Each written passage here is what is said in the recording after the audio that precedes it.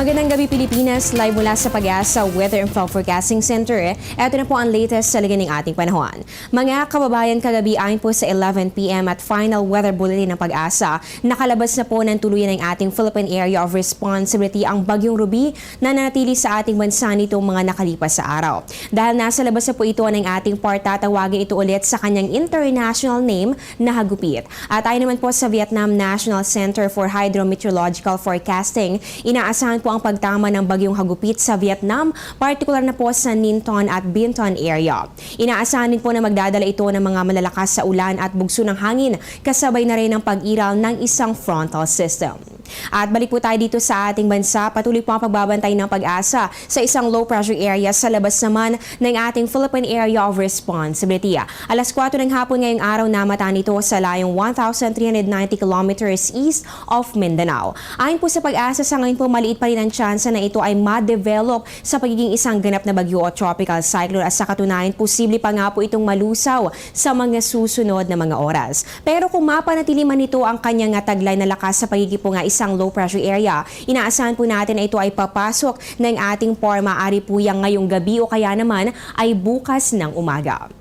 Para po sa lagay ng ating panahon sa mga susunod na oras, inaasahan po natin ang patuloy na pag-iral ng northeast monsoon o yung hanging amihan, lalong-lalo na dito pa rin po yan sa bahagi ng Northern Luzon. Asahan po ng mga residente ng Cagayan Valley, ganoon din po ng Cordillera at ng Ilocos Region ang maulap na kalangitan na magdadala lamang ng mga may hinang pag-ulan. At dito po sa atin sa Metro Manila at sa natitirang bahagi pa ng ating bansa, makakaranas naman po tayo ng bahagya hanggang sa maulap na kalangitan na meron pa rin po chances sa mga pulo-pulong pag-ulan o pagkidlat, pagkulog, lalong-lalo na po yan pagsapit ng hapon o kaya naman ay sa gabi.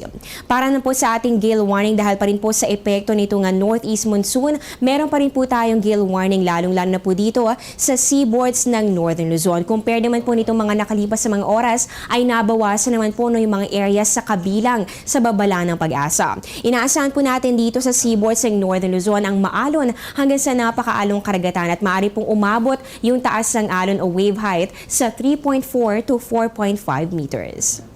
Hindi lang po hangin ang dala ng isang bagyo, kundi pati na rin ang mga pag-ulan, lalong-lalo na sa mga affected areas. Sa paglabas ng ating part ng Bagyong Ruby, alamin po natin ang highest rainfall na naitala ng Pag-asa. Nangunguna po sa ating listahan itong Tayabas, Quezon Province. Nakapagtala po tayo dyan ng 255 millimeters of rain noong pong araw ng Lunes, December 8. Dito naman po sa Masbate, nakapagtala po ang Pag-asa ng 199.6 millimeters noong December 7, araw po ng Linggo. Dito naman sa Calapan Oriental, Mindoro, meron po silang 196.6 millimeters of rain, at para po dito sa Sorsogon, nakaranas po sila ng dami ng ulan na umabot ng 195.2 millimeters. At para po dito sa Legazpi City, Albay, meron po silang 190 millimeters noong araw po ng Linggo, yan po ay December 7. So kung titingnan po natin mula po dito sa listahan ng Pag-asa, naranasan po natin ang pinakamaulang panahon noong December 6 hanggang December 8, 2014. Yan po ay sa pananalasa ng Bagyong Ruby dito sa ating bansa, at yung pinakamataas nga ay dito po yan sa Tayabas sa Quezon Province. At para na po sa araw na ito, nagpatuloy rin ang pag-iral ng hanging amihan dito po yan sa Northern Luzon, kaya ngayon alamin po natin kung paano kaya nito naapektuhan ang paglamig ng ating panahon. Base po sa lowest temperatures ng Pag-asa, nangunguna pa rin dito ang Baguio City na merong 15.4 degrees Celsius. Diyan naman po sa Malaybalay, Bukidnon, meron po silang 17.5 degrees Celsius. Sa Cagayan de Oro, meron po yan 20.8 degrees Celsius. Dito naman po sa Basco, Batanes, 21.8 degrees Celsius. At para po dito sa Vigan, Ilocos, meron po silang 22.3 degrees Celsius. At asahan po natin na sa mga susunod pang mga araw ay talaga po nga magtutuloy-tuloy na ang paglamig ng ating panahon. Sa iba pang balita, ninig po ng magnitude 5.2 na lindol ang Cagayan alas 4:27 ng umaga kanina. May lalim ito na 2 kilometro at namata ng sentro ng lindol sa line 27 kilometers southwest ng Calayan, Cagayan. Naramdaman ng intensity 4 sa Claveria, Cagayan, intensity 3 naman dito sa Lawag City, at intensity 2 naman dito po yan sa Bugey, Cagayan.